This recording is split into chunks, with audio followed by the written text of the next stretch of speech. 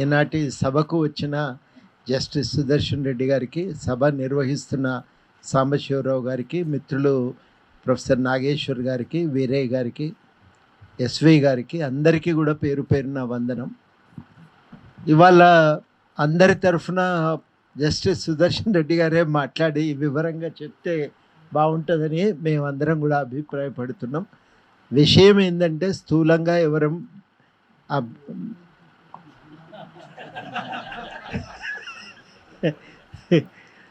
వివరణ అంతిమంగా అందరం కోరుకునేది ఏంటంటే భావ ప్రకటన స్వేచ్ఛను గౌరవించే అవకాశం ఉండాలి. నాగేశ్వర్ గారు అభిప్రాయం చెప్పినప్పుడు చాలాసార్లు నాకు కూడా నచ్చకపోవచ్చు. అంత మాత్రం చేత నాగేశ్వర్ గారి మీద కత్తులు దూయవలసిన అవసరం లేదు. ఆ అభిప్రాయ విభేదాలను స్పష్టంగా తెలియజేయవచ్చు.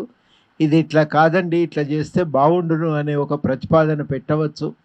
దాని బదులుగా ఆయన మీద దాడికి దిగటం ఇది చాలా అన్యాయము, అమానుషం, అనాగరికం. ఈ పద్ధతులను అందరం కూడా తీవ్రంగా ఖండిస్తున్నాం. భవిష్యత్తులో ఇంతకుముందు సాంబశివరావు గారు అన్నట్టు భవిష్యత్తులో ఇటువంటి దాడులకు అవకాశం ఉండద్దు. అన్ని అభిప్రాయాలు అందరికీ నచ్చాలని ఏం లేదు. నచ్చకపోతే చెప్పండి, మీ ప్రత్యామ్నాయాన్ని మీరు ప్రతిపాదించండి.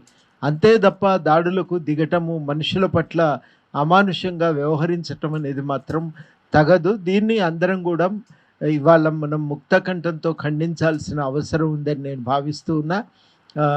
ఒక గొంతుతో ఇవాళ మనం ప్రకటించవలసింది ఏంటంటే చాలా నాగరికమైన పద్ధతుల్లో చర్చ నిర్వహించుకోవచ్చు, సమస్యలను పరిష్కరించుకోవచ్చు. ఆ పద్ధతులను గౌరవిద్దామని సూచన చేస్తూ నాకు ఈ అవకాశం ఇచ్చినందుకు కృతజ్ఞతలతో సెలవు. అనేటువంటి దాని మీద మనం మౌనంగా ఎందుకు హక్కుల కోసం కొట్లాడాలనేటువంటి భావనతోటి అంబేద్కర్ ఆశయాల భారత రాజ్యాంగమా చెబుతున్నా వినవమ్మా నీ కథ నేడు. స్వేచ్ఛా స్వాతంత్ర్యాలను అందించిన గ్రంథమా గౌరవించబడని గణతంత్రం నేడు.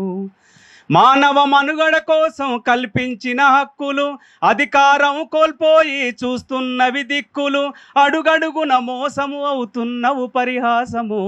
అంబేద్కర్ ఆశయాల భారత రాజ్యాంగమా చెబుతున్న వినవమ్మ నీ కథ నేడు. రాజ్యాంగము చట్టమంటూ చేస్తున్నారు ప్రమాణం. రాజకీయ ఎదుగుదలకు నీతోనే ప్రయాణం. నోటుకు ఒక ఓటు అంటూ నడుస్తున్న నినాదం. మనిషికి మాట్లాడే హక్కు కోల్పోయిన విధానం. అడుగడుగున మోసము అవుతున్నవు పరిహాసము. అంబేద్కర్ ఆశయాల భారత రాజ్యాంగమా చెబుతున్న వినవమ్మ నీ కథ నేడు. స్వేచ్ఛా స్వాతంత్ర్యాలను అందించిన గ్రంథమా గౌరవించబడని గణతంత్రం నేడు. Thank you sir. ఈరోజు నేను చాలా జాగ్రత్తగా ఉన్నాను. అంతకుముందు మీరు మాట్లాడినప్పుడేమో ఎక్కువగా మా కమ్యూనిస్ట్ పార్టీ మీటింగ్లకు వచ్చినప్పుడు మాట్లాడిందేం వేరు. ఇవాళ నాకు చాలా నాలెడ్జబుల్గా చక్కటి విజ్ఞానదాయకంగా ఉపన్యాసం ఇచ్చిన వారికి ధన్యవాదాలు తెలియజేస్తూ ప్రకాష్ రాజ్ గారిని కూడా ఆహ్వానించాము. ఆయన ఒక సందేశం పంపించారు.